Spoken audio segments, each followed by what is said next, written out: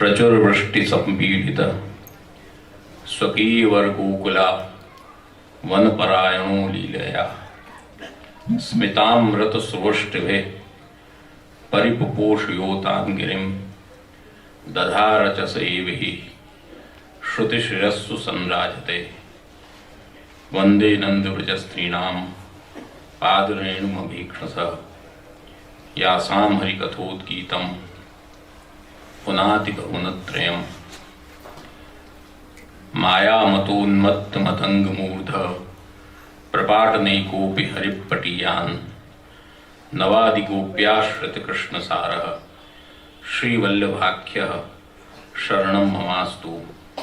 न मंत्रेण तंत्रेण च ज्ञानसिद्धिर्न वैकुंठबुद्धिस्तु वैकुंठलोके गतिर्विठ्ठलेशे रतिर्विठ्ठलेशे मतिर्विठ्ठलेशे सदा वैवमास्तु।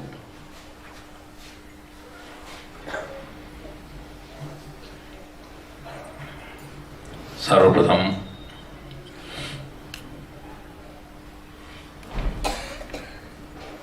श्री श्याम मनोहर प्रभु के चरणों में वंदन करते हुए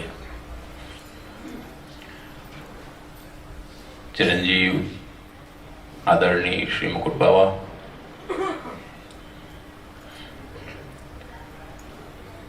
चिरंजीव पुष्टि राजा,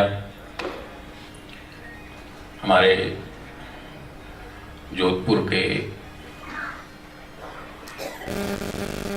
शांतेश्वर जी महाराज,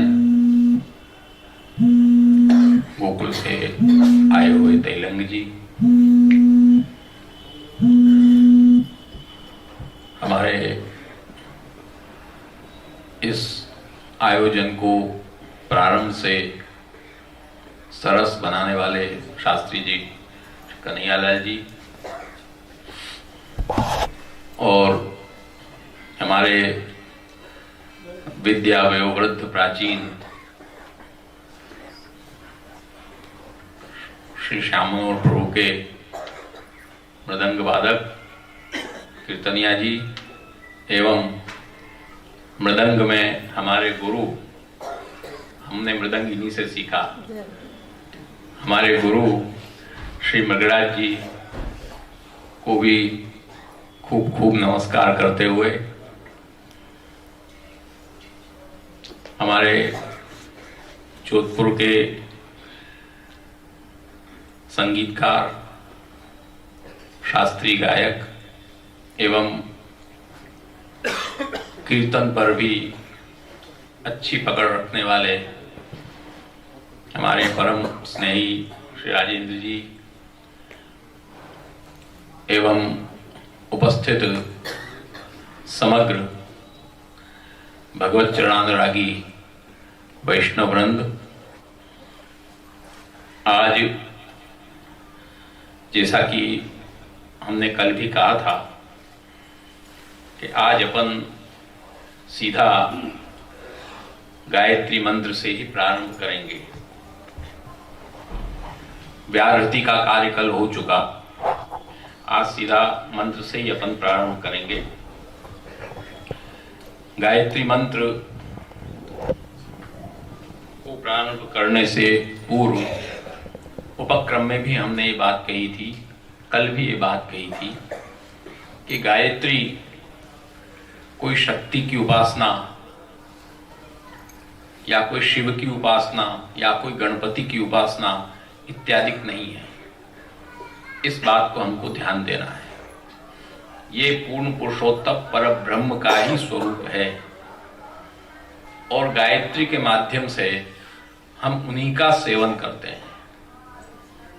आज जितने देवी देवता जितने भी उपलब्ध हैं, शास्त्रीय, अशास्त्रीय नहीं, अशास्त्रीय तो बहुत पैदा हो गए हैं, परंतु शास्त्रीय जो देवी देवता उपलब्ध हैं, उन देवी देवताओं का जो अर्चन या उपासना होती है, वो उपासना प्रतीकात्मक है। इस बात को ध्यान दीजिए कि हम नहीं कह रहे हैं, वेद कह रहा है, उपनिषद कह रहे हैं केनोपनिषद को उठाकर आप देखेंगे, उसमें स्पष्ट लिखा आएगा कि तदेव ब्रह्म तुम विद्धि नेदम यदिदमुपासते। हे साधक, तुम ब्रह्म तदेव विद्धि, ब्रह्म तो वही है, उसी को तो ब्रह्म जान। तो भाई मैं उपासना कर रहा हूं, ये कौन है? न इदम यद उपासते, तू जिसकी उपासना कर रहा है वो ब्रह्म नहीं है। ये उपनिषद कह रहा है, हमने कह रहे हैं।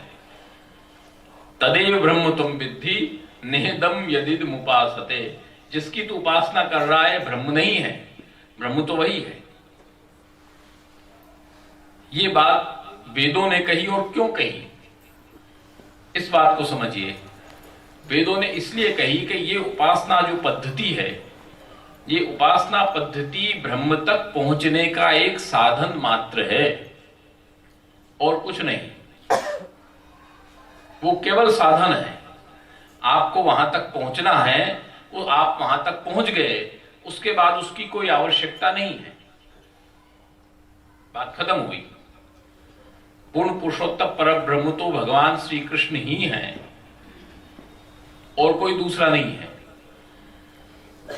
जितना भी, और आप देखते भी हैं, प्रत्यक्ष में हम अनुभव करते हैं। आज आपके वहां शादी ब्याह होगा, कुछ होगा कार्य, तो पंडित जी आएंगे, पूजन कराएंगे, ये कराएंगे, वो कराएंगे, गणेश स्थापन करेंगे, सुपारी लेकर के गणेश जी को बैठाएंगे, उसका पूजन होगा, सब होगा। हमारे थानवी भी जानकार हैं, बैठे हैं, सब पूजन होगा, आवाहन होगा, सब होगा।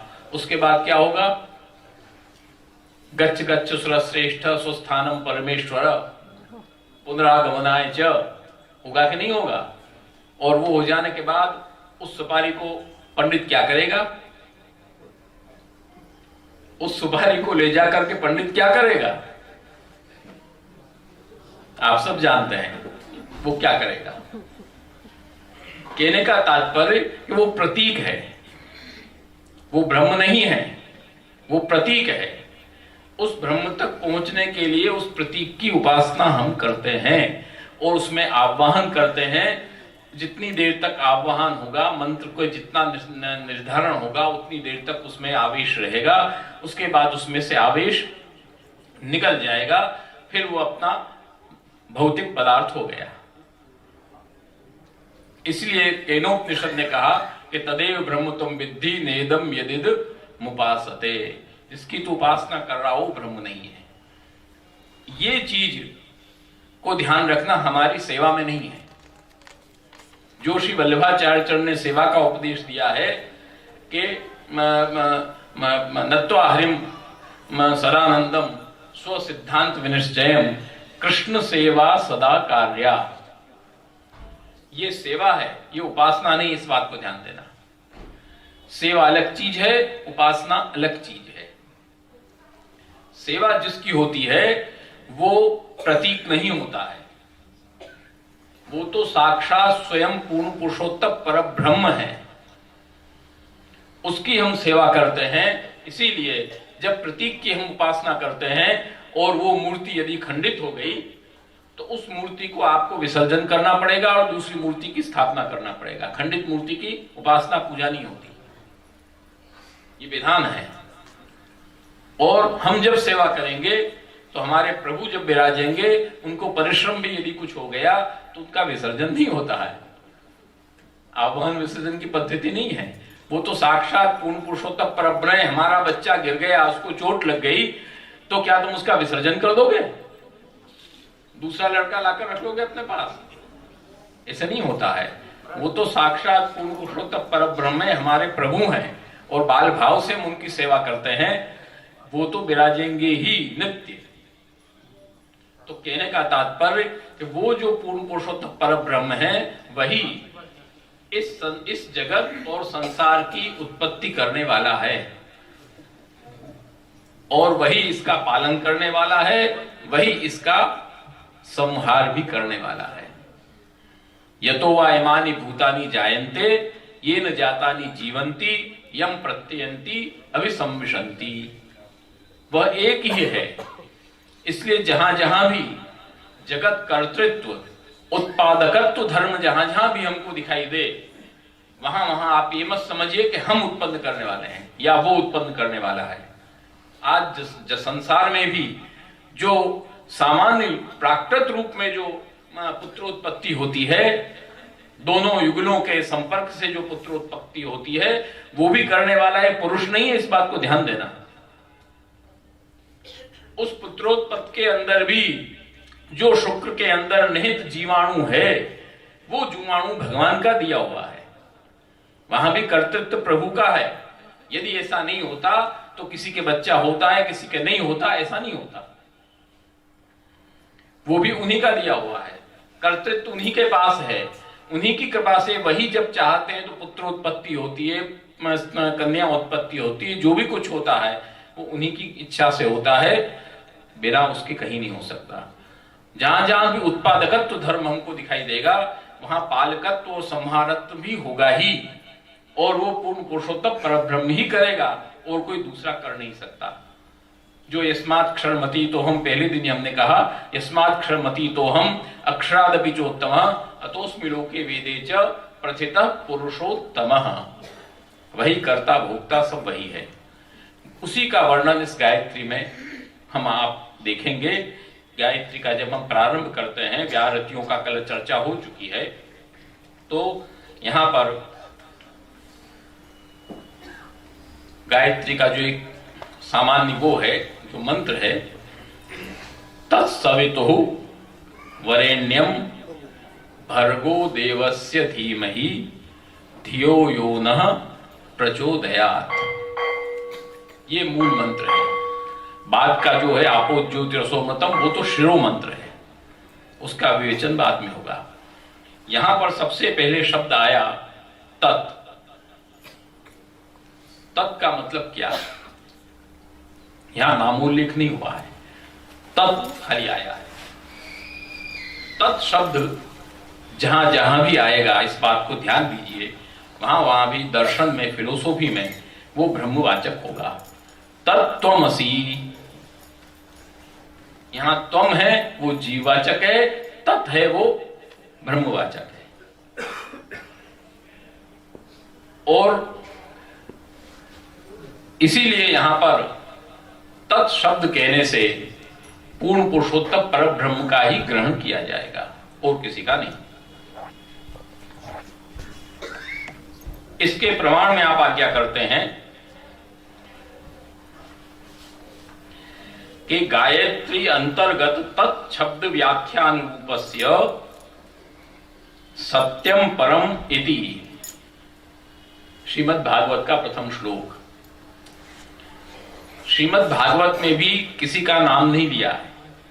जन्माद्यस्यतः अन्वयाद इतरतः चार्थेषु भिज्ञस्वराट् तेने ब्रह्महृदाय आदि कवे मुह्यन्ति यस्सूरयः तेजो वारि मृदाम यथा विनिमयो यत्र त्रिसर्गो मृषा।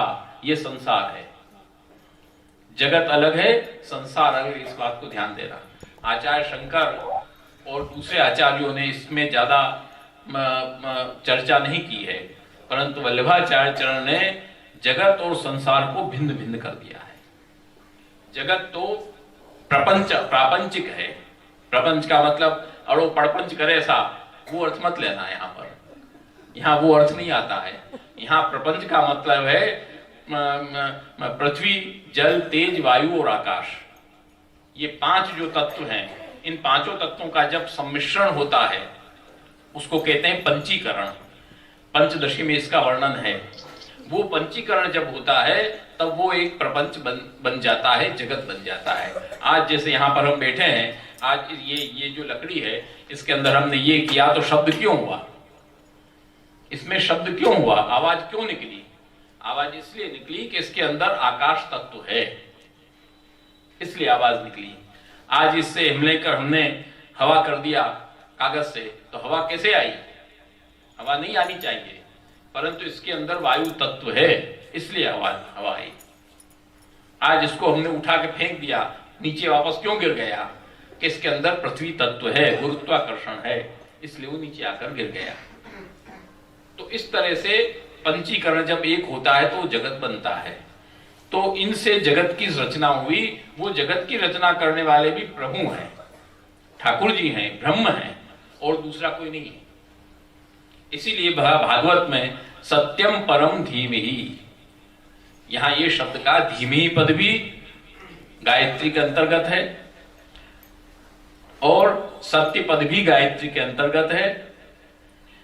और ये सत्यम परम धीमहि कौन है, इसका उपसंहार में श्रीमद् भागवत स्पष्ट उल्लेख करती है कि तम नमामि हरिम परम। क्या है? नाम संकीर्तनम यस्य सर्व पाप प्रणाशनम प्रणामो दुख शमनम तम कम। जो पूर्व में कहा गया, जो उपक्रम में कहा गया, जो सत्यम परम कहा गया, तम हरिम परम नमामि, उसी हरि को मैं यहां नमन करता हूं। तो तत् शब्द से हमको सीधा अर्थ भगवान श्री कृष्ण ही लेना है, भगवान श्री हरि ही लेना है, दूसरा कोई अर्थ यहां पर प्रामाणिक नहीं हो सकता है। सत्यम परमिति कालत्रया बाधितम, जो त्रिकाल में अबाधित है। ब्रह्म कहीं भी बाधित नहीं है, त्रिकाल में अबाधित है। कहीं भी किसी भी समय कैसे भी किसी भी रूप में वो हो सकता है। आज यहीं पर ठाकुर जी विराजे हैं, तो क्या वहां पर नहीं है? वहां पर भी है, वो सब जगह हो सकते हैं। आज वहां पर विवाह हुआ भगवान का द्वारका में 16,000 कन्याओं के साथ, तो बारी बारी से क्या विवाह किया भगवान ने? क्या बारी बारी से विवाह किया था? हाँ, एक साथ एक ही मुहूर्त में सब विवाह हुआ, अलग अलग नहीं विवाह हुआ है। इसलिए तो वहां पर आया है प्रसंग, बीच में आ रहा दूसरा, जब उद्धव जी भगवान जब पधारने लगे वहां पर, तो ब्रज भक्तें सब दर्शन करने लग गई कि भगवान को ले जा रहे हैं। तो आयास्येति दौत्तिकैः, पहले से क्या है श्लोक? आयास्येति दौत्तिकैः, भगवान ने कहलवाया कि मैं दूत के माध्यम से वापस आऊंगा। दौत्तिकैः नाम दूत माध्यमेन अहम आगमिष्यामि पुनः। परंतु वहां पर ब्रजभक्तों को तो भगवान में तन्मयता थी, तो वहां आसक्ति भ्रम हो गया। वो आसक्ति भ्रम है। जो हमको भ्रम होता है वो अलग चीज है, जो शुक्ति रजत का भ्रम है वो मिथ्या है, परंतु आसक्ति भ्रम मिथ्या नहीं है।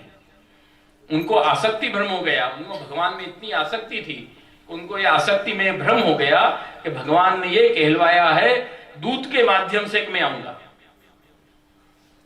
दूत के माध्यम, इतना यहां दौत्तिकैः में फर्क पड़ गया।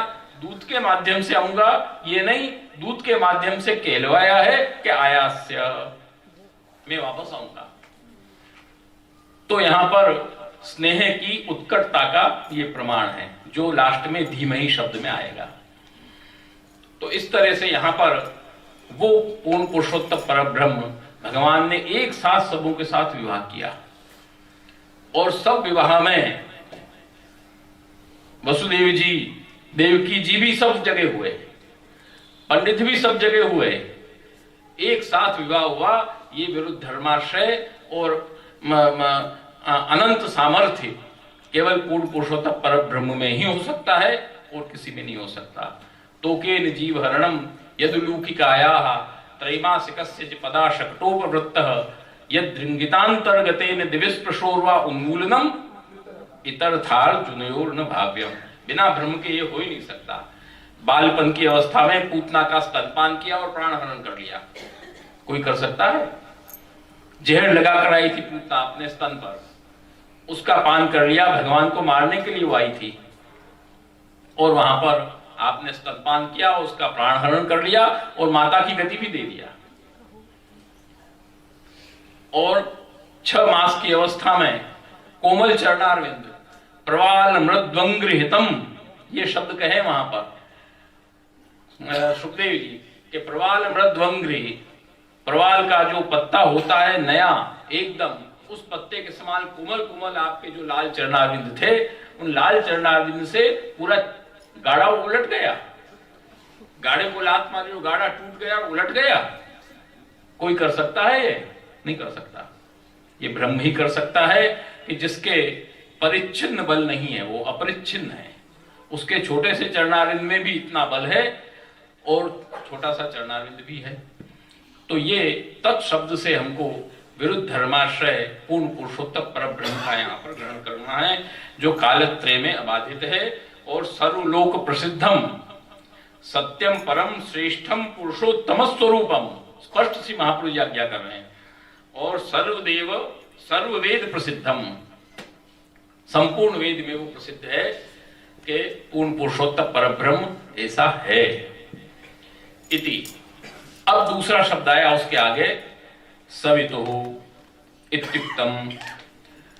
सवितु से क्या तात्पर्य आप ले रहे हैं कि सवितुः प्रसवितुः इति। सवितु से तात्पर्य है प्रसवितुः, पैदा करने वाले, उत्पन्न करने वाला। आज सूर्य है, वो सूर्य प्रसवितुः है। सूर्य के बिना जीवन रह सकता है? नहीं रह सकता है।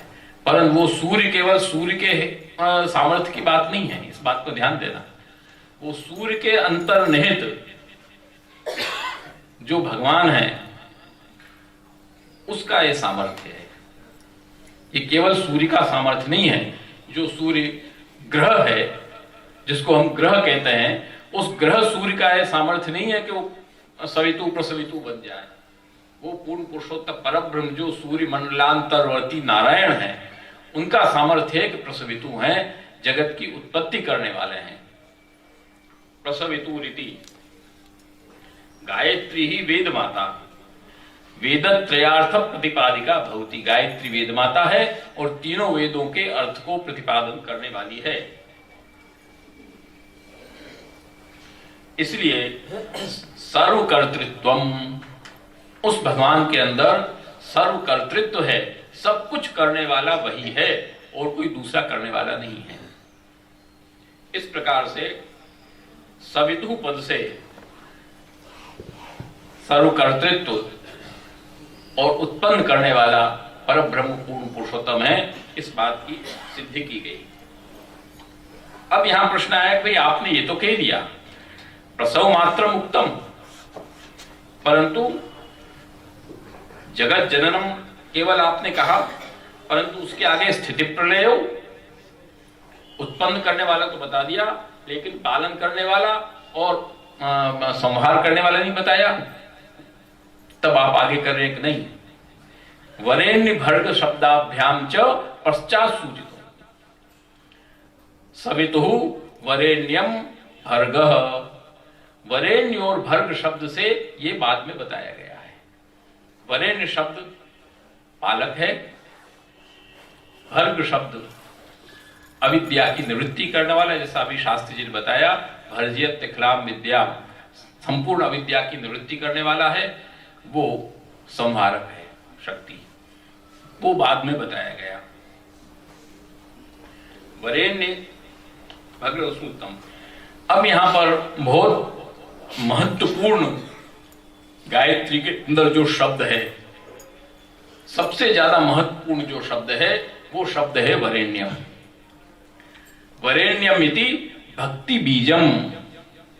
श्री महाप्रभु जी आज्ञा करते हैं, वरेण्य यही भक्ति का बीज है। ये भक्ति का बीज कैसे हुआ? क्योंकि यहां पर वरण कहा गया है।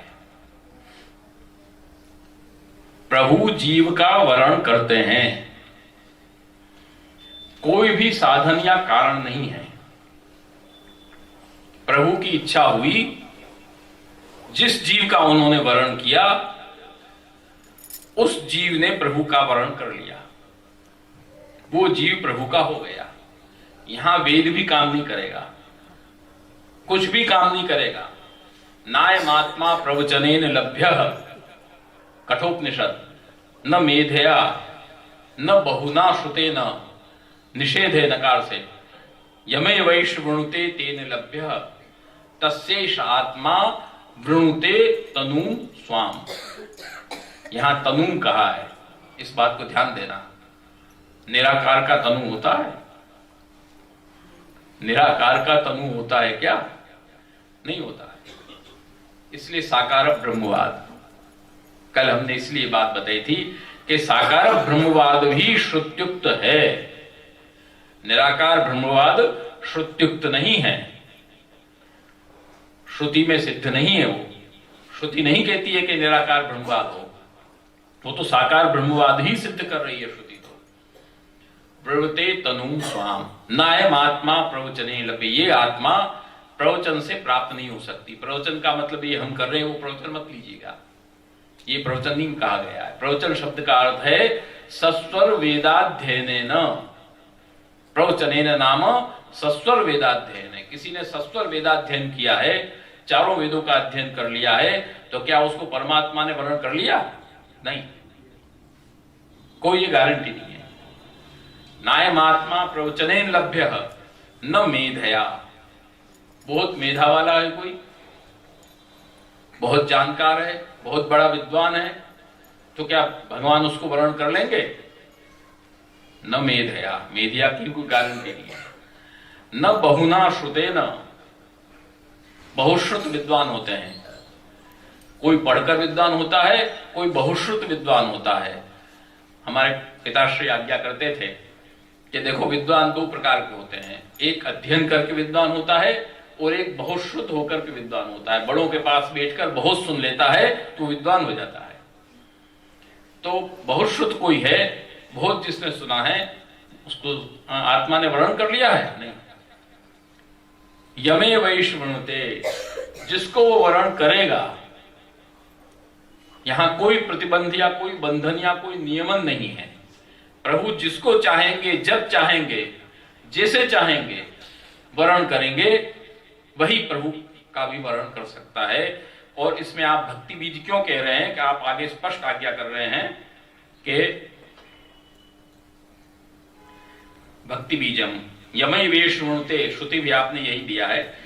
इति एते न परस्पर वर्णम उक्तम, परस्पर दोनों का वर्ण है एक दूसरे का। यहां वर्णम उक्तम, वर्णत्वोक्त्या, वर्ण की उक्ति होने से, वर्ण शब्द आने से वर्ण कैसे होता है कि यथा कन्या स्वाभिमतमेव स्वपतित्वेन वृणुते, वरो वा तादृशीमेव कन्याम स्वस्त्रीत्वेन तथा च भगवान स्वदासत्वेन आत्मीयत्वेन अंगीकरोति इत्युच्यते। स्पष्ट शब्द है। भक्ति बीज इसलिए कहा गया है क्योंकि यहां स्नेह आया, यहां स्नेह की स्थिति आ गई, इसलिए भक्ति बीज हो गया। स्नेहो भक्ति ही श्री महाप्रभु जी लक्षण देते हैं। स्नेहो भक्ति रीति प्रोक्तः, जिस प्रकार से एक वर अपनी इच्छित कन्या का वर्ण करता है और इसी तरह एक कन्या अपने इच्छित वर का वर्ण करती है, और इन दोनों का वर्ण होने के बाद उनका अन्य विनियोग नहीं होता है। इस बात को ध्यान देना। पुष्टि मार्ग में अपने कहते हैं ना कि अन्याश्रय करे था हो, तो अन्याश्रय नहीं करना। ये अन्याश्रय क्यों नहीं करना? आ खाली केवलनी मुंडारी बात नहीं है, ये सिद्धांत है, वैदिक सिद्धांत है।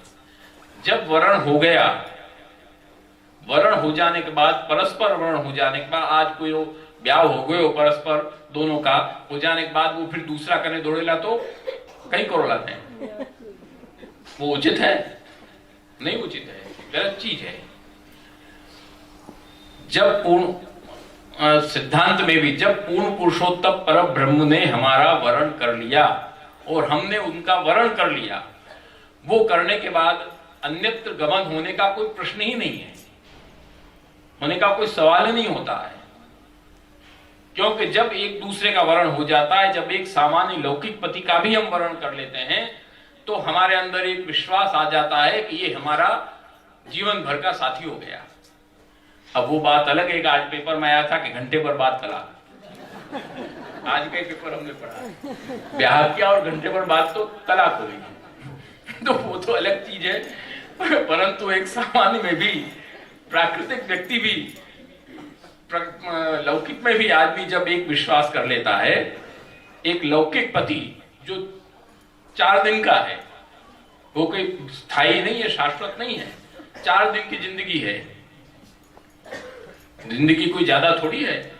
तो जो 4 दिन की जिंदगी वाला पति है, उस पर भी हम भरोसा करके जब बैठ जाते हैं तो इतना सोचना चाहिए हमको। हमारी मूर्खता पर हंसी आती है कि जब हम पूर्ण पुरुषोत्तम परब्रह्म जो नित्य है और जो हमारी आत्मा का पति है, शरीर का नहीं, वो तो जो हम विवाह करते हैं वो शरीर का पति है, वो आत्मा का पति नहीं है। वही शरीर को छोड़ के वही आत्मा दूसरे में चली जाएगी।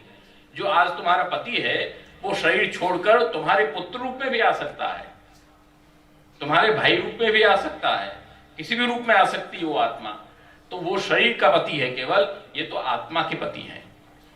आत्मा का पति जब तुम्हारा वर्ण कर ले और तुमको ग्रहण कर ले और तुम जब उसका वर्ण कर लो, फिर अन्य जाने का प्रश्न ही नहीं है, क्योंकि वो तो हमारा संपूर्ण पालन करेगा ही। पालन करेगा इतना ही नहीं, वो हमको ढोएगा। हम सीधी एक ग्रामीण भाषा में, देहाती भाषा में कहें तो हमको ढोएगा। और ये भगवत गीता कह रही है, हम नहीं कह रहे हैं। हाँ, अनन्यास चिंतयन्तो माम ये जना पर्युपासते तेषां नित्याभियुक्तानाम योगक्षेमम वहाम्यहम्। यहां वहाम्यहम् शब्द का प्रयोग है, विचार करिए। वो हमारा बोझा ढोता है। जैसे आज एक मजूर है, मजूर पर हमने बोझा लाद दिया, उसको कहा कि वहां से गठरी वहां जाकर रख दे, तो उस गठरी को कोई चिंता करने की आवश्यकता है? कोई चिंता नहीं करना है, वो मजूर ढोकर के अपने कपाल पर ले जाके वहां रख देगा। इसी तरह प्रभु हमारा बोझा ढोते हैं। मधुसूदन सरस्वती का प्रसंग आता है। मधुसूदन सरस्वती भगवत गीता पर टीका लिख रहे थे। मधुसूदन टीका बड़ी प्रसिद्ध है। लिखते लिखते जब ये श्लोक आया तो उन्होंने वहां मेहम के नीचे लाल निशान लगा दिया, लाल निशान लगा दिया। लगा कि वो अपना हिनान हम्पाड़ा करने चले गए। पीछे से एक बालक आया और गुरु माता के पास आया, कहा कि माता ये भिक्षा गुरु जी ने भेजी है और आप इस भिक्षा को रखो। अरे बेटा, हमने तो तुझे कभी देखा नहीं, गुरुजी के पास अध्ययन करने आने के लिए हम तो कभी देखे नहीं तुमको, तू तो नया नया दिख रहा है। नहीं, मैं बराबर आता हूं अध्ययन करने, आप ये रख लें। जब बालक को दे रहा था तो बालक के सिर पर चोट थी, तो माता ने पूछा, गुरु माता ने कि बेटा ये क्या हो गई? कुछ नहीं, थोड़ी लग गई है। चला गया देकर। बाद में जब मधुसूदन सरस्वती जी आए, आकर उन्होंने प्रवेश किया तो उनकी पत्नी ने कहा कि आपका शिष्य आया था, ये दे गया है। कौन शिष्य? हमने तो किसी को भेजा नहीं है। अरे तुमने नाम नहीं पूछा उसका? नाम ठाम कुछ तो पूछते। हमने तो कुछ पूछा नहीं। और कौन था कि कुछ तो बताओ। हाँ, हमको एक ध्यान आ रहा है कि जब वो आया बालक तो उसके माथे पे चोट का निशान था। इतना हमको ध्यान है, बाकी हम कुछ नहीं जानते। मधुसूदन सरस्वती जी को एकदम अंदर से प्रेरणा हुई कि तेने जो काम किया है, भगवत गीता पर जो लाल निशान लगाया है जिस शब्द पर, वही श्री भगवान के मस्तक पर चोट का निशान। भगवत गीता को खिलवाड़ नहीं है। कल ही हमने, पहले दिन ही हमने ये बात कही थी, वो व्यक्त वाणी है भगवान की, वो कोई खिलवाड़ नहीं है। एक एक अक्षर अक्षर, शब्द शब्द भगवान के हैं वो। और उस शब्द पर लाल निशान लगाना प्रभु के मस्तक पर चोट है। तुरंत सरस्वती जी, मधुसूदन सरस्वती जी उसको हटाया। यही उनका वाकया जो हुआ, इसी वाकया का ये असर हुआ कि अंत में जाकर वो भक्ति मार्ग में आ गए। मायावाद छोड़कर अंत में वो भक्ति मार्ग में प्रवेश कर गए। तो कहने का तात्पर्य कि ये अनन्याश्रय, जब वर्ण परस्पर हो गया तो हमको तो अनन्याश्रय हो जाना है। भक्ति मार्ग स्नेह का मार्ग है, बिना स्नेह के वर्ण होता नहीं। और वर्ण जब हो गया तो अन्य जाने का कोई विषय सामने नहीं रहता है। ये भक्ति का बीज वरेण्यम शब्द से सूचित किया गया, और वरेण्यम शब्द पालक भी है, पालन करने वाला भी है। जिसका वरण प्रभु ने कर लिया उसका पालन वो करेंगे ही, नहीं करने का प्रश्न ही नहीं है। भोजनाच्छादने चिंताम वृथा कुर्वन्ति वैष्णवा योसो विश्रम्भरो देवः स किम भक्तान उपेक्षते। भोजन, अरे रोटी कौन देई, खावन कौन देई, भोजन कौन देई, आ चिंता वैष्णव करनी ही नहीं चाहिए, प्रश्न ही नहीं है। जो विश्रम्भरो देवः, जो पूरे विश्व का पालन करता है, वो क्या भक्तों की उपेक्षा करेगा? कर ही नहीं सकता। आज कीड़ी मकोड़ी वृक्ष सब को कौन जल देवे है? कौन जल देता है? हम देते हैं जल। सब जीवों को हम भोजन कराते हैं, प्रभु कराता है, और वो करेगा, कराएगा, उसमें कोई सवाल ही नहीं है। इसलिए वरेण्य शब्द पालक भी है और भक्ति का बीज भी है। वर्ण को यहां स्पष्ट किया गया है। और उसके बाद आया वरेण्यम। दूसरा अर्थ आप वरेण्यम का करते हैं सुंदरम इति। वरेण्य शब्द से दूसरा अर्थ है सुंदरम, सत्यम शिवम सुंदरम, अस्ति भाति प्रियत। ये सुंदरम वहां जाएगा। सुंदर प्रभु ही हो सकते हैं, दूसरा कोई सुंदर हो नहीं सकता। आज जो विश्व सुंदरियां बनती है वो सब सुंदर नहीं होती पूरी, इस बात को समझो। वो खाली भौतिक शरीर की सुंदरता, वो भी पोत के ऊपर चूना माटी कलर पोत के हो जाती है। वस्तुतः जो सुंदर है वो सुंदर तब माना जाएगा जो बाह्य भी सुंदर हो, आंतर से भी सुंदर हो, वो वास्तव में सुंदर है। इसलिए श्री गोसाई जी का नाम आता है ना अति सुंदर। श्री गोसाई जी का नाम आता है नाम रत्नार्थ में अति सुंदर, क्योंकि श्री गोसाई जी चंद्रावली जी का स्वरूप है, इसलिए ठाकुर जी भी विशेष सुंदर है वो अति सुंदर। तो इस तरह से वहां पर वरेण्य शब्द से सुंदर शब्द का भी अर्थात महाप्रभु जी ग्रहण करते हैं। और सेवकोद्धारमाह भर्ग इति। अब सेवकों का उद्धार बता रहे हैं भर्ग शब्द से। संसार निवृत्ति, भर्ग शब्द से संसार की निवृत्ति, जैसा शास्त्री जी ने भी बताया, बहुत सुंदर बताया। अविद्या निवृत्ति का इन्होंने, भगवान ने जितने भी राक्षस मारे हैं वो राक्षस मारने के लिए भगवान को आने की आवश्यकता नहीं थी, इस बात को समझो। भगवान के लिए क्या जरूरत थी राक्षसों को मारने की? भाई भगवान तो चाहते तो भगवान का कोई अनुचर ही जाके काम कर देता, भगवान को जाने की थोड़ी आवश्यकता है उसमें। परंतु भगवान यहां क्यों पधारे? क्योंकि उन भगवान को, सब ब्रज भक्तों को जो रस का अलौकिक दान करना था, उस रसदान में जो बाधक अविद्यादिक दोष थे, उन दोषों की निवृत्ति करना था। वो भगवान ही कर सकते हैं, वो अनुचर नहीं कर सकता। इसलिए राक्षसों के, दैत्यों के निमित्त, दैत्य तो केवल बाह्य है, वस्तुतः तो उस दैत्य के निमित्त आपने ब्रज भक्तों के दोषों की निवृत्ति कर दिया। जब ये निवृत्ति सब हो गई तब रास में प्राप्ति हुई, पहले रास में प्राप्ति नहीं हो सकती है। तो भर्ग शब्द से अविद्या की निवृत्ति, संसार की निवृत्ति आप बता रहे हैं।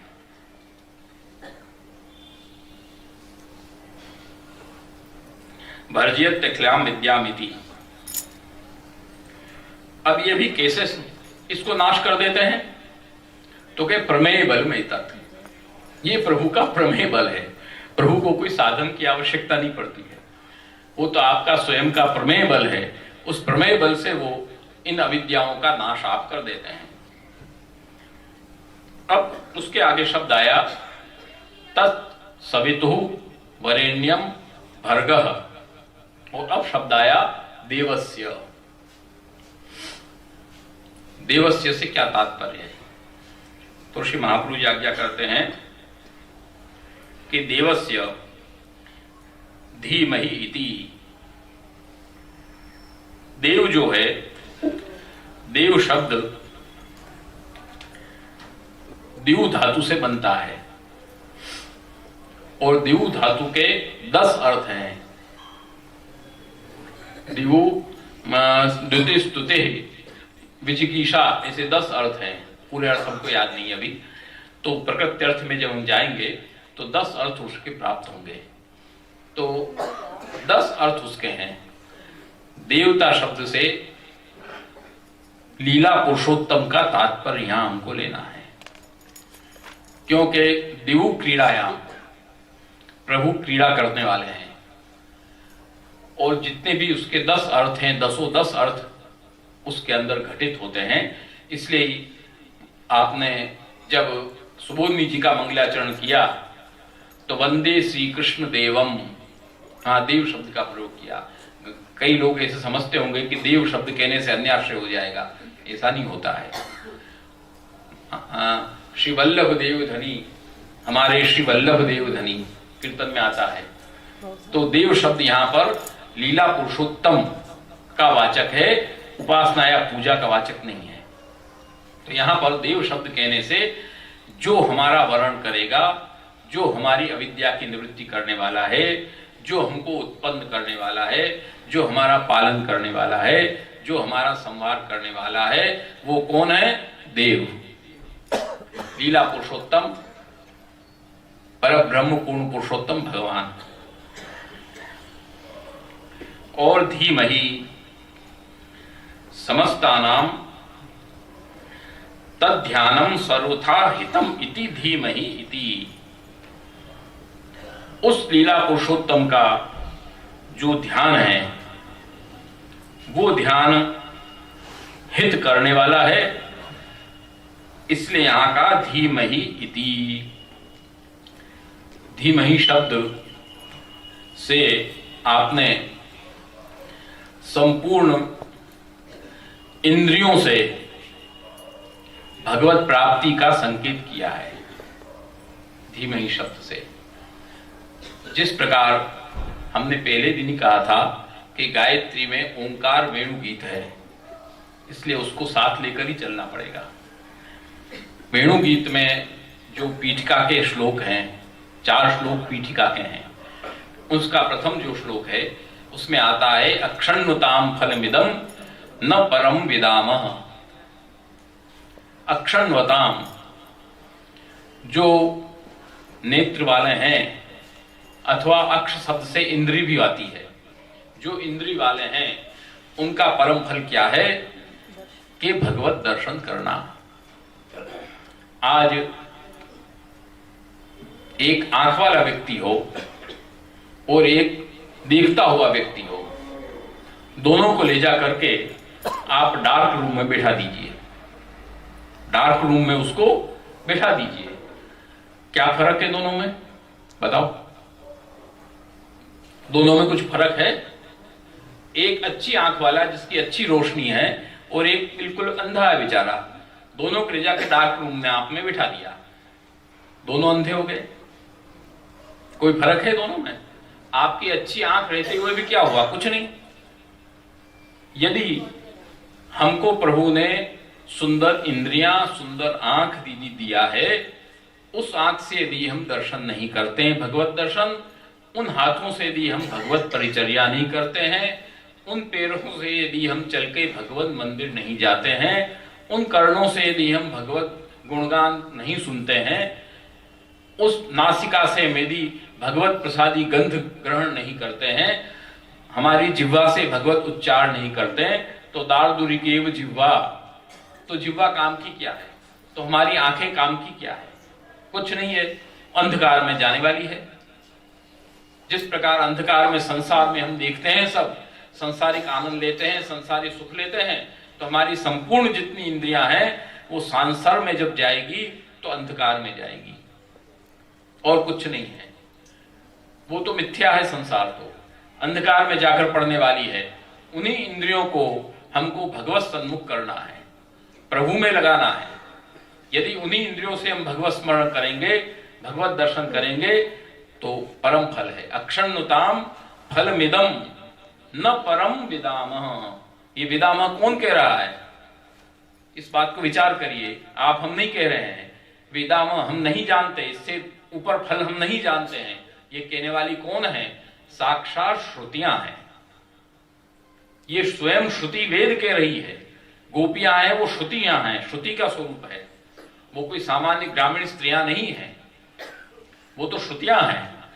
वो श्रुतियां स्वयं कह रही है कि इससे बड़ा फल हम कोई को देख नहीं रहे हैं कि हमारी समस्त इंद्रियों से भगवत सेवा भगवत दर्शन हो, यही परम फल है।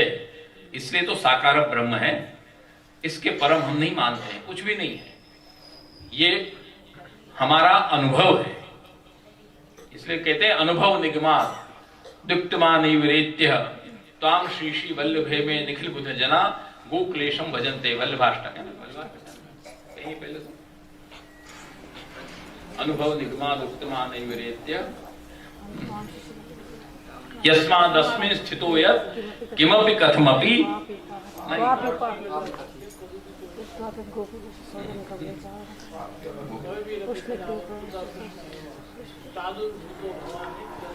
हाँ, प्रादुर्भूतो भवान, आप श्री वल्लभाचार्य चरण साक्षात भगवत स्वरूप से प्रकट हुए हो। प्रादुर्भूतो भवान इति अनुभव निगमात् दुक्तमानैवरेत्य त्वां श्री वल्लभे में निखिल भुजना गोक्लेशम भजन्ते। अनुभव निगम है। आज कोई अपन कहते हैं कि हमने अनुभव किया इस चीज को, हम कैसे कह रहे हैं ये चीज झूठ है। तो जिस प्रकार प्रत्यक्ष अनुमान शब्द प्रमाण होते हैं, इस तरह से एक अनुभव भी प्रमाण होता है। तो यहाँ जो वेद रूपा श्रुतियां हैं, उन श्रुतियों ने अपने अनुभव से बताया है कि ये परम फल ये है कि प्रभु का दर्शन करना, प्रभु की सेवा करना, प्रभु का आनंद लेना। अपने यहाँ सेवा के जितने भी प्रकार हैं सब वैदिक है, इस बात को ध्यान देना, एक एक चीज वैदिक है।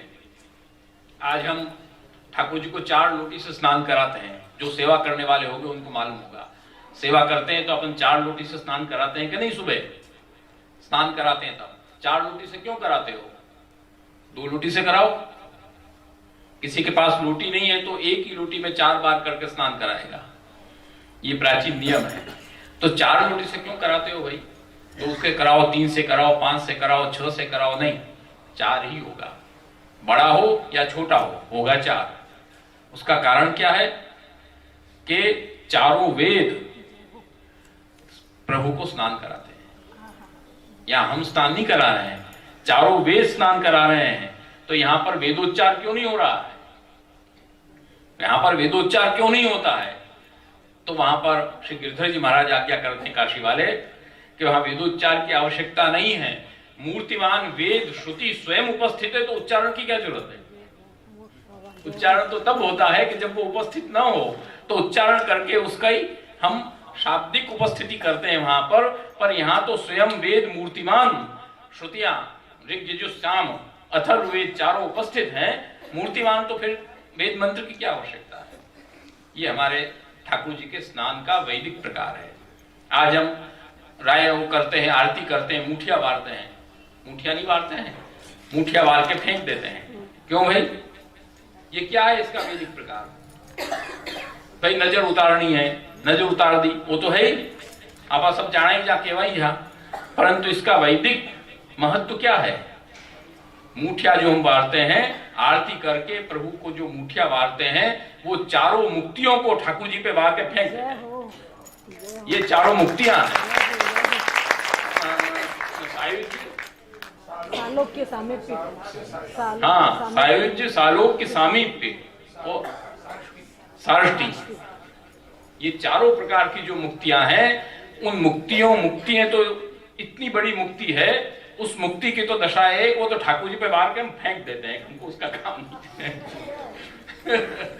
इसलिए कहा कि मुक्ति मुक्त हो जाए, ब्रज रज उड़ मस्तक लगे, मुक्ति मुक्त हो जाए। वहां मुक्ति की कोई कीमत नहीं है सामने, तो मुक्ति तो मुक्त हो जाती है वहां पर। तो यहाँ भी मुक्तियों को बार के फेंक देते हैं, उसकी कोई आवश्यकता नहीं है। ठाकुर जी पर बार दिया पूरी मुक्तियों को। इस तरह से धीमहि प्रभु का जब हम ध्यान करें तो संपूर्ण इंद्रियों से करें। भगवता सह संलापो दर्शनम मिलितस्य च आश्लेषस् सेवनम चापि स्पर्शश्चापि तथाविध अधरामृत पानम च भोगो रोमोद्गमस तथा तत्पूजितानाम श्रवणम। कारिका श्री महाप्रभु जी की कारिका है। पायु इंद्री का भी विनियोग है रोमांच में। यहां तक की स्थिति आप बता रहे हैं। आंख कान नाक तो ठीक है, पायो इंद्री का भी विनियोग है। इस तरह से भगवत विनियोग, संपूर्ण इंद्रियों से भगवत विनियोग हमको करना है। ये धीमहि शब्द बता रहा है। धीमहि धियो यो नः प्रचोदयात्, नः धियः बुद्धि को, प्रचोदयात् आप प्रेरित करें। यहां पर प्रचोदयात् शब्द से अन्य ज्ञान मार्गी लोग संन्यास को लेते हैं कि हमारी बुद्धि को आप संन्यास की तरफ प्रेरित करें, ऐसा अर्थ करते हैं। लेकिन श्री महाप्रभु जी ये अर्थ नहीं स्वीकार करते।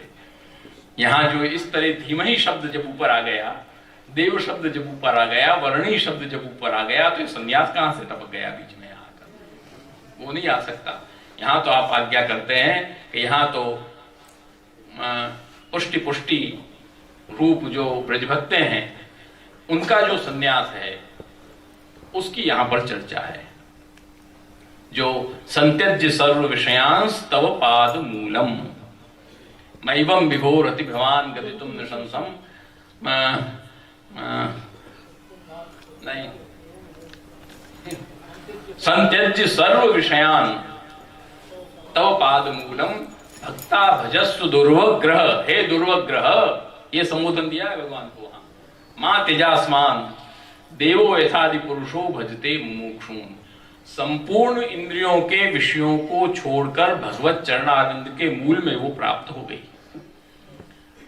सर्वधर्मान परित्यज्य मामेकम शरणम व्रज।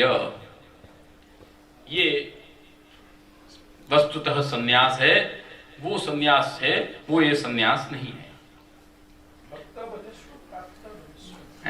प्राप्तावजस्व, महाप्रभु जी का पाठ प्राप्तावजस्व है। अब यहां पर वैसे तो भाष्य अभी बीच में पंक्तियां काफी है, उन पंक्तियों को नहीं लेंगे, अपन को समय के हिसाब से चलना है।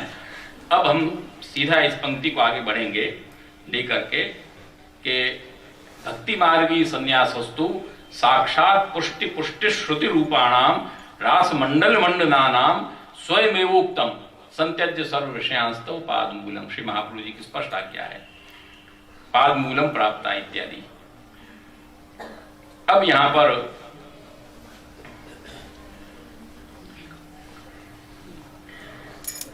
जो यहां तक उत्पत्ति, स्थिति और प्रलय और देव लीला पुरुषोत्तम, उनको समग्र इंद्रियों से प्राप्त करना धीमहि, ऐसी हमारी जो बुद्धि है उसको आप प्रचोदित करो। किसके लिए? महारास फल के लिए। ये यहां पर तात्पर्य है। अब इसके अंदर उपनिषद के मंत्र देकर के आप 5 अध्यायों का खुलासा कर रहे हैं, उसको अपन शॉर्ट में लेंगे। इसमें आता है, उपनिषद में आप आज्ञा करते हैं, ऐतरेय उपनिषद में आता है कि यो हम सो हम, यो सौ सो हम, ये 4 चीज आती है।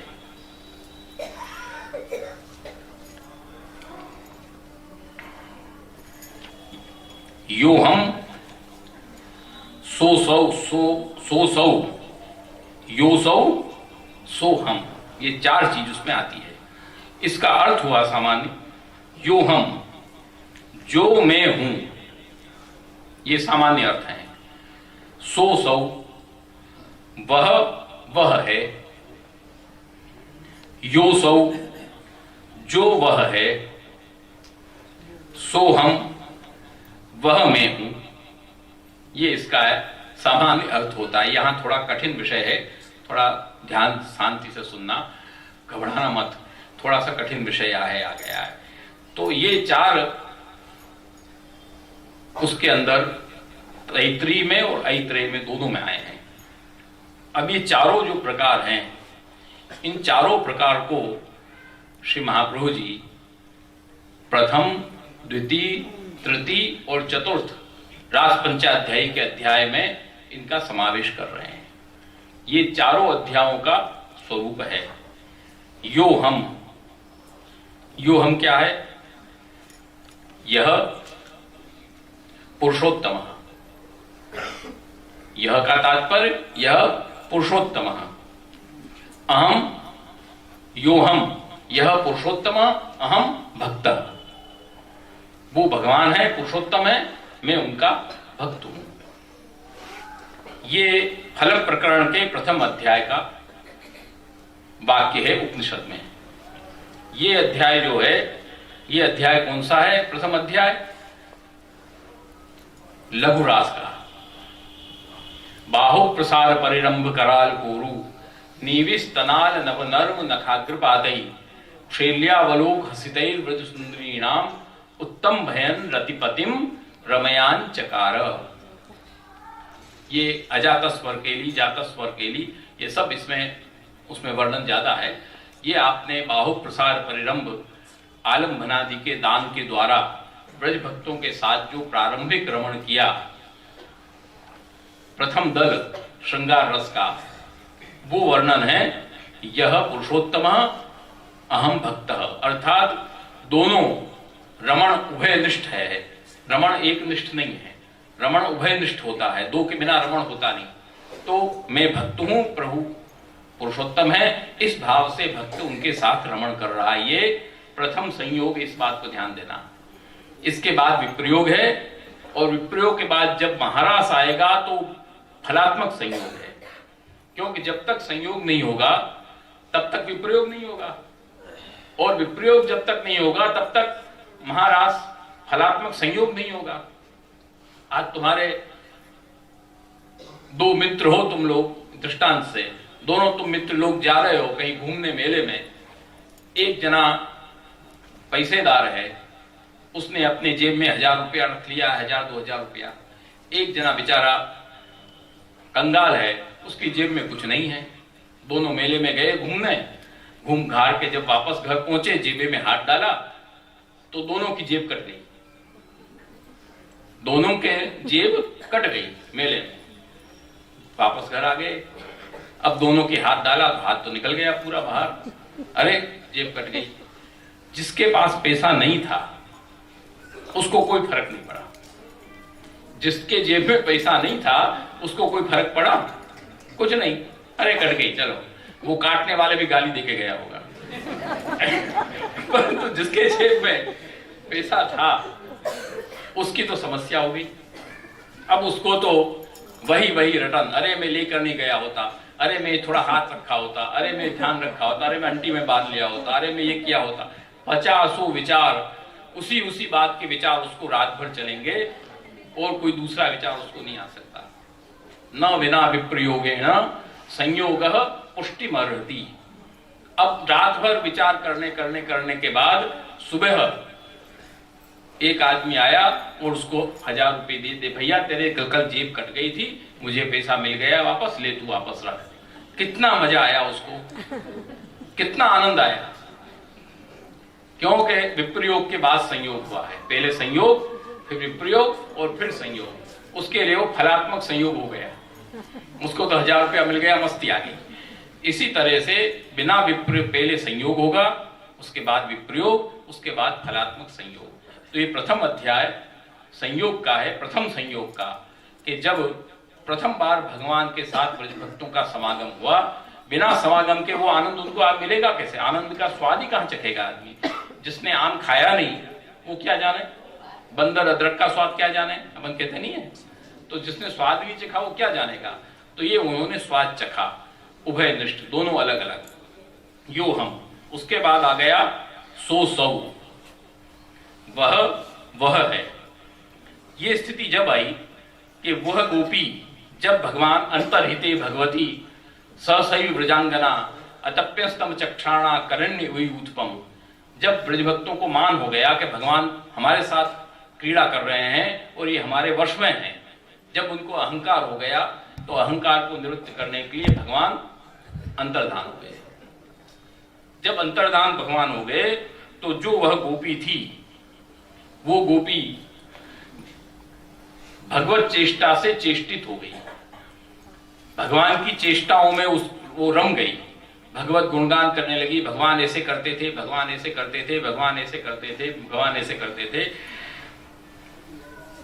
तास्ता विचेष्टा जगृहुस तदात्मिका, तदात्मिका हो गई वो गोपी, तो वह है, वो ब्रजभक्त भी वह है, सो सौ वह है हो गया।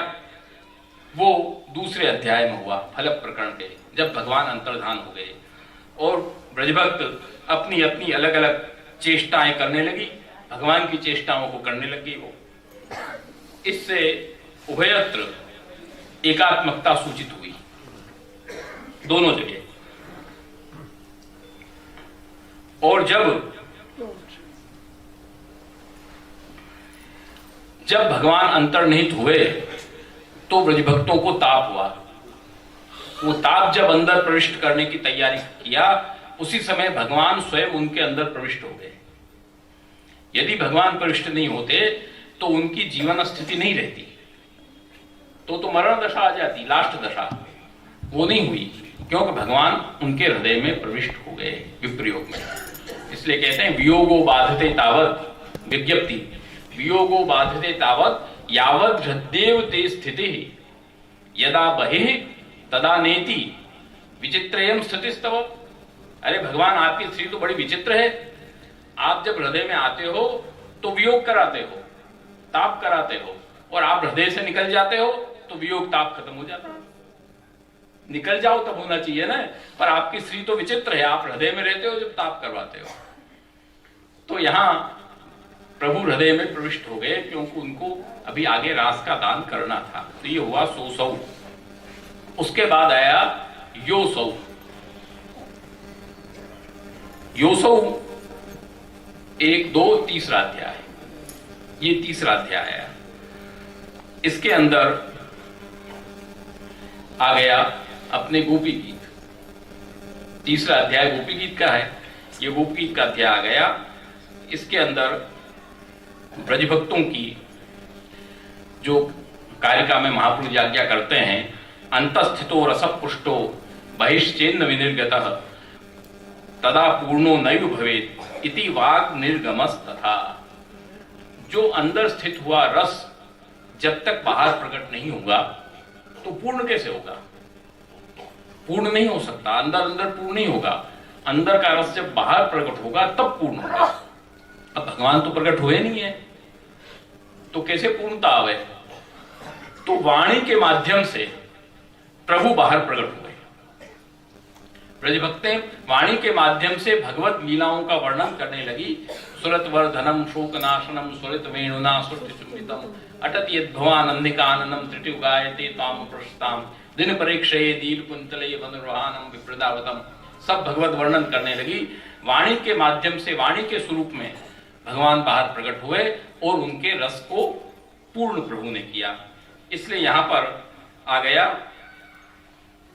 यह पुरुषोत्तम अंतस्थः अंतस्थो भूत्वा सर्वासु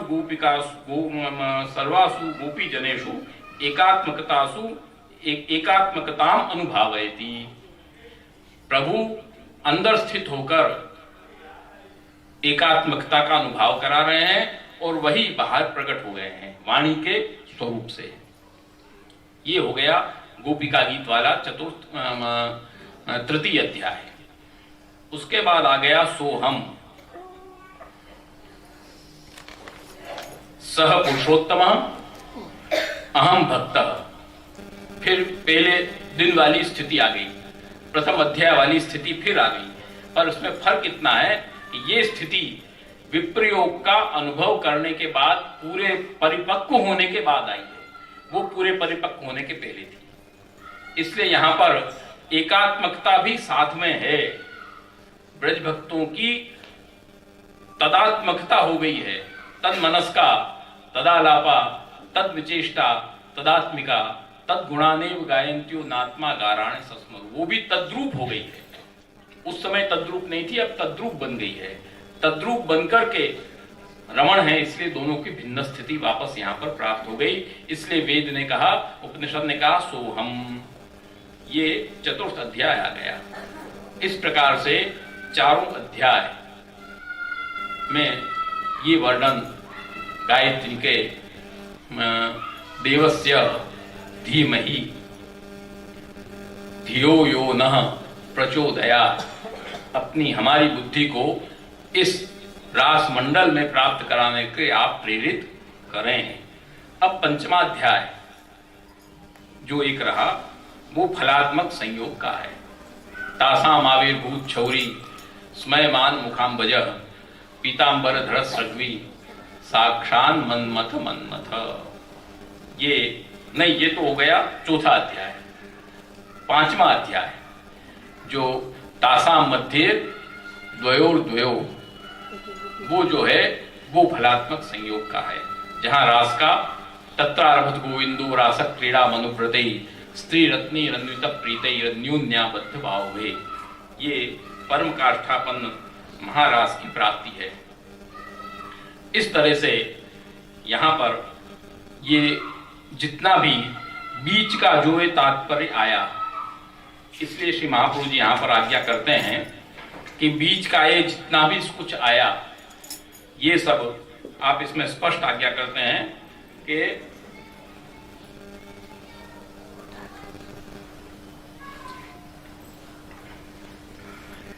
एवं सती मुख्यम यद अद्वैत ज्ञानम तद भक्ति भावैक देश व्यभिचारे भावेशु एक तरत इति।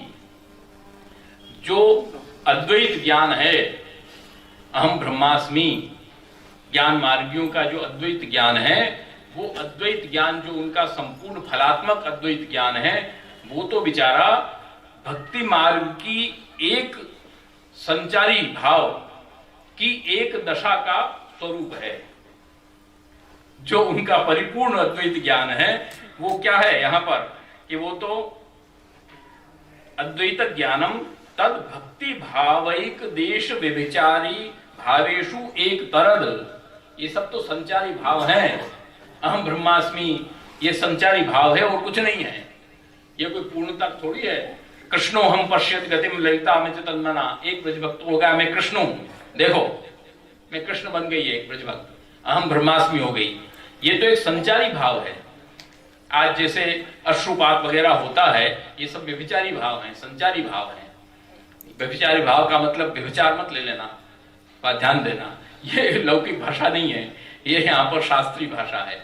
व्यभिचारी भाव का मतलब है संचारी भाव, थोड़ी देर आकर के चले जाने वाले जो भाव होते हैं, जो थोड़ी देर आते हैं फिर चले जाते हैं। अब आज श्रृंगार रस है, श्रृंगार रस में दोनों प्रिया प्रीतम आपस में मिल रहे हैं, तो उनके अश्रु भी आ सकते हैं, हंसी भी आ सकती है, वैवर्ण भी आ सकता है, क्योंकि ये सब संचारी भाव है। ये सब उसके रस को बढ़ाने वाले हैं, रस को घटाने वाले नहीं है। आज माता है, माता अपने पुत्र को दूध पिला रही है, बच्चे ने जोर से उसके वक्षस्थल में काट दिया, क्या होगा? दर्द नहीं होगा? दर्द नहीं होगा उसको, एक बार तो कर जाएगी वो, तो ये संचारी भाव है। परंतु उसको आनंद बढ़ेगा कि घटेगा? हमारे बच्चे के दांत आ गए, उसको आनंद आएगा कि नहीं आएगा? कितनी प्रसन्नता होगी उस माता को अंदर से, पर एक बार तो थोड़ा सा दर्द होगा, वो तो हो गई, संचारी भाव है। तो इस तरह से अहम ब्रह्मास्मि तो विप्रयोग में ब्रजभक्तों का एक संचारी भाव है, कोने में पड़ा हुआ। ये कोई पूर्ण ज्ञान नहीं है, अद्वैतियों का पूर्ण ज्ञान तो एक कोने में पड़ा है, संचारी भाव है। उसकी तुलना कैसे कर रहे हैं श्री महाप्रभु जी के सर्षप स्वर्णाचलयोरिव ज्ञान भक्तियो हो तारतम्यम। सर्षप, सर्षप का मतलब क्या? एक राई, और स्वर्णाचल सोने का पहाड़, एक राई और एक सोने का पहाड़। भक्ति मार्ग तो सोने का पहाड़ है, और अहम ब्रह्मास्मि केवलाद्वैत ज्ञान एक राई के समान है उसके सामने। सर्षप स्वर्णाचलयोरिव, सर्षप और स्वर्णाचल के समान ज्ञान और भक्ति का तारतम्य है भैया, ये इसके बराबर की टक्कर की चीज है ही नहीं। क्या इसके सामने करें हम? आज कपिल देव बॉलिंग करने खड़ा हो, उसके सामने कोई टट्टू जी को लाकर खड़ा कर दो तो वो बॉलिंग करेगा? क्या बोलिंग करेगा सामने, उसमें कुछ दम ही नहीं है। तो इस तरह से कहां भक्ति रस और कहां अहम ब्रह्मास्मि ज्ञान, वो तो एक कोने में पड़ा हुआ ड्राई के समान है, इसलिए उसकी बराबर यहां उसकी नहीं हो सकती। इस प्रकार से जब फलात्मक संयोग जब आता है तो सो आत्मानं द्वेधा पातयत पतिश्च पत्नी चाभवत। प्रभु ने अपने में से ही समग्र ब्रजभक्तों का स्वरूप बना दिया, ब्रजभक्ति सब उस स्वरूप में हो गए, उसके बाद वहां पर रमण है। इसलिए वहां पर यथार्भकः स्वप्रतिबिंब विभ्रम, भगवान ने जो क्रीड़ा की वो क्रीड़ा निर्दोष क्यों है कि यथा अर्भकः, जैसे एक बालक अपना प्रतिबिंब देख के उसमें खेलता है, उसी तरह से भगवान ने अपने ही स्वरूपों से क्रीड़ा की है। नहीं स्वस्य स्पर्शः स्वस्य क्वापि निषिद्धः, सुबोध निजी में आप आज्ञा करते हैं, आप तुम अपने ही शरीर में जहां भी हाथ लगाना चाहो लगा सकते हो, वो कोई निषेध है? नहीं निषेध है। तो समग्र ये भगवान का ही विग्रह है, प्रभु का ही विग्रह है। प्रभु उनके साथ रमण करें, जो भी लीला करें, चाहे चीरहरण करें, चाहे मक्खन चुरावें, चाहे उनके साथ खेलें कूदें, दधी लूटें या फाग लीला करें, सब प्रभु की स्वरूपात्मक है। समग्र चीज तो प्रभु की स्वरूपात्मक है, उसमें कहीं दोष का कोई लेश मात्र भी कहीं स्थान नहीं प्राप्त हो सकता है। इसलिए यहां पर ये गायत्री के माध्यम से श्री महाप्रभु जी इस चीज का स्पष्ट संकेत करते हैं कि जो पूर्ण पुरुषोत्तम पर ब्रह्म की लीला है वो सर्वथा निर्दोष है, निष्कपट है और सहज है। और इस गायत्री के माध्यम से हमको महारास की फल प्राप्ति करने के लिए ही आगे बढ़ना है और हमको कुछ नहीं करना है। और जो यहाँ पर सवितु शब्द का प्रयोग आया है वो सवितु सूर्य मंडलांतर्गत नारायण ही है। इसका प्रमाण हम इसलिए दे रहे हैं कि ये कोई अपने वैष्णव तंत्र का श्लोक नहीं है, ये शैव तंत्र का श्लोक है। ये श्लोक शैव तंत्र का है। वो श्लोक ये है कि रवि मध्ये स्थितम सोमः, रवि मध्ये स्थितम सोमः, सोम मध्ये हुताशनः, सोम मध्ये हुताशनः, अग्नि मध्ये स्थितम सत्यम, अग्नि मध्य में स्थित है सत्य, और सत्य स्यांत स्थितोच्युत,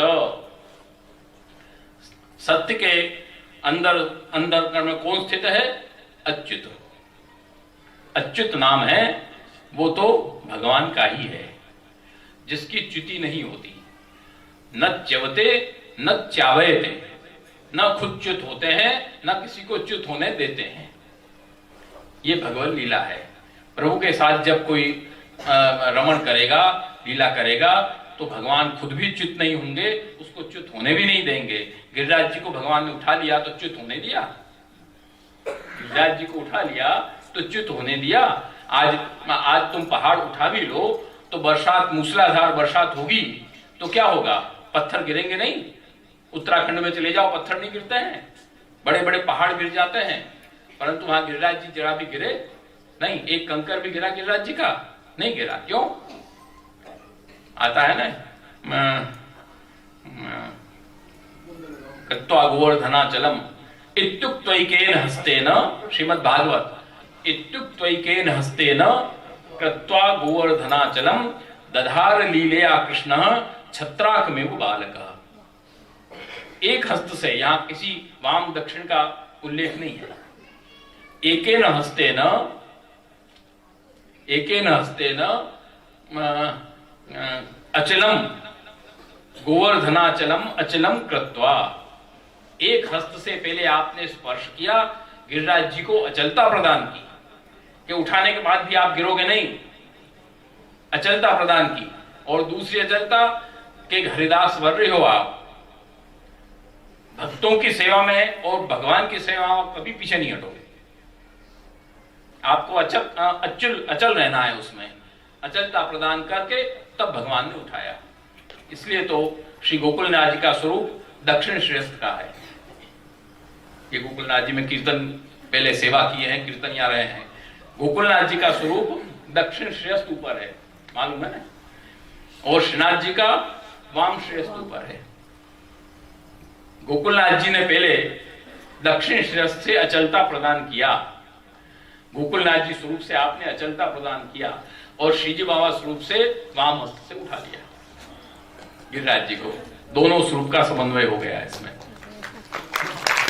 इस तरह से उठा लिया, गिरिराज जी अचल हो गए और भगवान भी अचल हो गए। ना चलम पदार्थ सप्ताहम ना चलत पदार्थ, एक सप्ताह तक एक पैर भी आप आगे पीछे नहीं हटे, अचल हो गए। और जो ब्रजभक्त थे उनको भी आपने अचलता प्रदान कर दी, है ना, हित्वा क्षुत्र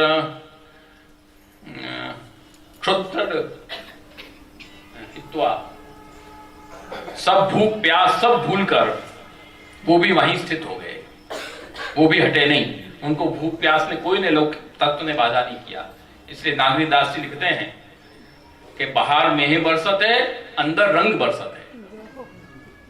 बाहर तो मेह बरस रहा है और अंदर तो रंग बरस रहा था। वहां तो ब्रजभक्ति आ गई थी, भगवान वहां तो उनको स्वरूपानंद का दान कर रहे थे।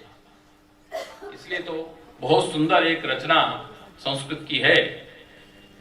ठाकुर जी ने गोवर्धन पर्वत उठाया तो बहुत बड़ाई हुई, बहुत बड़ाई हुई ब्रज में। ये भक्ति की बात है। अब वेदांत की बात थोड़ा पीछे छोड़ रहे हैं, ये भक्ति की बात है। जब बहुत बड़ाई हुई ब्रज में, अरे गोवर्धन पर्वत उठा लिया, गोवर्धन पर्वत, गोवर्धन गोवर्धन नाथ की जे नहीं बोलते हैं अपन। तो जब स्वामी जी ने बात सुनी तो स्वामी जी ने कहा कि क्या जे करवा रहे हो, कौन सा बड़ा भारी काम कर लिया आपने। ये स्नेह की बात है, कौन सा बड़ा भारी काम कर लिया। उर्व्याम कोपि महीधरो लघुतरो दूरभ्याम धृतो लीलिया, कोपि महीधरो उपेक्षा, उर्व्याम कोपि महीधरो लघुतरो, बहुत छोटा सा, उर्व्याम कोपि महीधरो लघुतरो दूरभ्याम धृतो लीलिया, तेन त्वम दिवि भूतले सततम गोवर्धनो की। से आपको दुनिया में एक छोटा सा पहाड़ उठा लिया तो आप तो बड़े भारी गोवर्धनधारी बन गए, और बड़ी भारी आपकी तो जे होने लगी चारों तरफ। दिवी भूतले, ऊपर और नीचे त्रिलोकी में जयकार होने लग गया। परंतु दिवी भूतले सत्तम गोवर्धनों की से त्वाम त्रैलोक्य धर्म वहामि कुचयो रग्रेन तद्गण्यते किम केशव भाषणेन बहुना पुण्य यशो लभ्यते। कितना सुंदर श्लोक है। एक दृष्टांत खाली हम देते हैं, ब्रज में भी चर्चा हुई थी एक दिन। हम दृष्टांत खाली देते हैं कि जैसे महाभारत का युद्ध हुआ, कर्ण और अर्जुन दोनों सामने युद्ध के लिए आकर खड़े हो गए। जब दोनों का युद्ध चला तो अर्जुन अपने गांडीव से जो तीर लगाता, कर्ण का रथ दूर फेंक जाता, दूर दूर कई गज पीछे फेंक देता कर्ण के रथ को। कई बार फेंक दिया। एक बार कर्ण ने तीर चलाया और जोर से अर्जुन के रथ पर मारा तो अर्जुन का रथ केवल 3 पग पीछे गया, ज्यादा नहीं। वो तो कई योजन फेंक देता था, वो तो 3 पैर पीछे गया। भगवान ने कहा वाह क्या बात है कर्ण, बहुत बढ़िया। अर्जुन को तुरंत बुरा लग गया। क्या आप कर रहे हो, ये आप क्या कर रहे हो। मैंने इतनी बार इसके रथ को इतना दूर दूर फेंक दिया, आपके मुंह से बाहर नहीं निकली, जरा सा भी मुंह भी नहीं निकला, और इसने एक बार 3 पैर खाली खसका दिया तो आप वाहवाही करने लग गए इसकी। नहीं युद्ध करता मैं। भगवान ने कहा मूर्ख, तू बात को समझ। तेरे रथ पर मैं त्रिलोकी का भार लेकर बैठा हुआ हूं, त्रिलोकी का भार लेकर मैं तेरे रथ पर बैठा हूं। और हनुमान जी ध्वजा पर बैठे हैं, इतना वजन लेके जिनकी पूंछ नहीं उठा सका वो हनुमान जी ध्वजा पर बैठे हैं। उस रथ को इसने 3 पैर खसका दिया। विचार तो कर, तू 100 योजन फेंक देगा तो क्या हो जाएगा। कि त्वाम त्रैलोक्य धर्म वहां में कुछ हो रग्रे न तदगणित किंवा केशव, इसका ज्यादा विश्लेषण करने की स्थिति नहीं है हमारी। तो इस तरह से इसको समझ लेने की कहेगा, जो समझ जाए वो समझ जाए, ना समझे वो अनाड़ी है। समझने वाले समझ गए, फिर गीत था पिक्चर का, ना समझे वो अनाड़ी है। तो इस तरह से ये भक्ति मार्ग की बातें हैं। और भक्ति मार्ग के अनुसार जो सूर्य मंडलांतरवर्ती, जो सोम के अंदर रहने हुई अग्नि, अग्नि के अंदर रहने वाला सत्य, और सत्य के अंदर विराजने वाला जो अच्युत है, वो सवितु शब्द का वाचक है। ऐसे परब्रह्म पूर्ण पुरुषोत्तम की उपासना, सेवा, ध्यान गायत्री मंत्र के द्वारा अपन करते हैं। और ये गायत्री मंत्र संपूर्ण वेदों की माता है। और श्री महाप्रभु जी ही वस्तुतः कहें अपन तो आपने ही वस्तुतः वेदों के अर्थ को प्रकट किया। बाकी कोई आचार्य, क्षमा करना, कोई भी आचार्य वेदों के हृदय को प्रकट नहीं कर सका। इसलिए महाप्रभु जी का नाम आता है ना, स्मृति मात्रार्थी नाशन। सर्वोत्तम एक नाम आता है, स्मृति मात्रार्थी नाशन। क्या इसका अर्थ है? स्मरण करने से आरती का हरण करने वाले हैं, ये अर्थ अपन करते हैं। हम महाप्रभु जी का स्मरण करेंगे तो अपने दुख को हरण कर लेंगे, अथवा महाप्रभु जी हमारा स्मरण करेंगे तो हमारे दुख चले जाएंगे। परंतु इसका एक गूढ़ अर्थ अलग है। इसका गूढ़ अर्थ है स्मृति मात्रा। स्मृते है मात्रा, स्मृति मात्रा।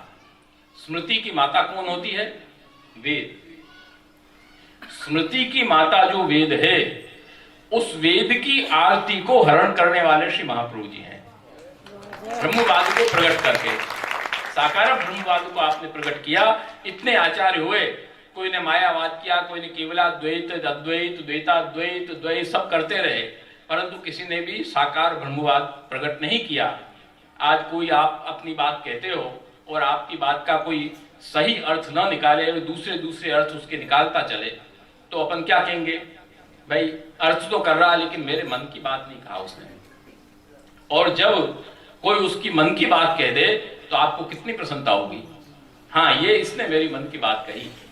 श्री महाप्रभु जी जब प्रकट हुए तो सरस्वती तजी आधी, है ना, वल्लभा त्यासी केशी घाट पाऊं धारिया, सरस्वती तजी आधी। हाँ, ये वल्लभाख्यान गुजराती का है।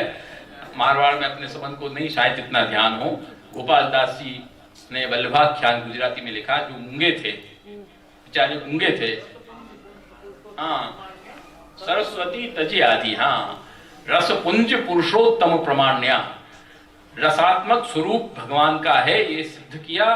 तब सरस्वती ने अर्थात वेद ने अपनी आरती को छोड़ दिया, वेद प्रसन्न हो गया। इसलिए कहा गया कि स्मृति मात्रार्थी नाशन। तो इस तरह से ये गायत्री मंत्र का विश्लेषण हम करपन करें तो इसका कोई अंत नहीं है। हरि अनंत, हरि कथा अनंता, उसका कोई अंत नहीं है। और श्री महाप्रभु जी की वाणी है, ये तो स्वयं मंत्रात्मक है। इसका विश्लेषण अपन करते रहे, वो भी पूर्ण होने वाला नहीं है, न हमारा इतना सामर्थ्य भी है। इसलिए जितना भी अपन से यथाशक्ति बन सका, भगवत कृपा से अपन ने उसका यहाँ पर विश्लेषण हमने किया।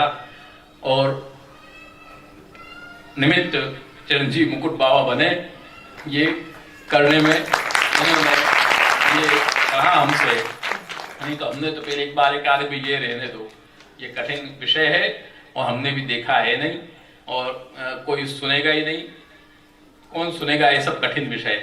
परंतु धन्य है आप सब लोगों को भी कि आपने बैठकर आनंद से सुना। ऐसा है ना कि सुनाने वाले से ज्यादा धैर्य सुनने वाले को होना चाहिए, नहीं तो समस्या खड़ी हो जाती है। सुनने वाला ना सुने तो सुनाने वाला क्या करेगा। एक आता है ना, एक हास्य प्रसंग आता है, वो भी सुनाते हैं साथ साथ में। हास्य प्रसंग आता है, एक कवि सम्मेलन चल रहा था, उस कवि ने कहा कि तू सच्चा शौकीन है, बाकी सब सच्चे शौकीन नहीं है, तू सच्चा शौकीन है। अभी तक तू बैठकर सुन रहा है, और सा आनंद से इसका आप कह रहे हो वो सब बात ठीक है, मैं तो इसलिए बैठा हूं कि आप बैठो, उसकी वो दरी मेरी है। आप बैठो जल्दी तो मैं लेकर घर जाऊं। तो ऐसा है कि श्रोताओं का भी धैर्य प्रभु कृपा से रहे, ये विशेष बात होती है। आप लोगों ने खूब धैर्य से सुना, झेला, भगवत कृपा से हम लोगों को खूब खूब आपको धन्यवाद देते हैं। कठिनता भी होनी चाहिए, सरलता भी होनी चाहिए, रसात्मक भी होना चाहिए और हास्य भी होना चाहिए। सब चीज इसके अंदर समाविष्ट होनी चाहिए कि हमारे पूज्य दादा जी का जो वैदुष्य था और जो उनका प्रतिभा थी वो सब थी, और वो आनंद, वो प्रतिभा आज देखने को नहीं मिल सकती है। तो भगवत कृपा से उनके पद चिन्हों पर अपन चले। और गायत्री का जैसे प्रश्न शास्त्री जी ने किया, कुछ लोग पूछ रहे हैं कि स्त्रियों को गायत्री करना चाहिए कि नहीं, और उसके लिए तो देखिए हम इतना ही कह सकते हैं कि स्त्री शूद्र द्विजबंधु नाम त्रयी न श्रुति गोचरा तस्मात् भारत माख्यानम कृपया मुनिना कृतम। जो बोलना नहीं बोलना ये अधिकार क्षेत्र का विषय है, उसके अर्थ का विषय नहीं, इस बात को ध्यान दो, ये अधिकार क्षेत्र का विषय है। इसीलिए हमारे लिए जो गायत्री है वो गायत्री हमारी तो वेणु गीत से लेकर आगे तक है। अब जो शिरो मंत्र वाला विषय है वो रह गया, अब उस विषय को अभी ज्यादा नहीं कहेंगे, खाली इतना ही उसको कहकर समाप्त करेंगे। क्यों शिरो मंत्र में आपो ज्योतिरसोमृतम ब्रह्म भूर्भुवः स्वरोम, ये इतने शब्द रह जाते हैं, इसको खाली थोड़ा सा कह करके हम समाप्त कर देंगे, क्योंकि अब इतना अपने पास समय नहीं है।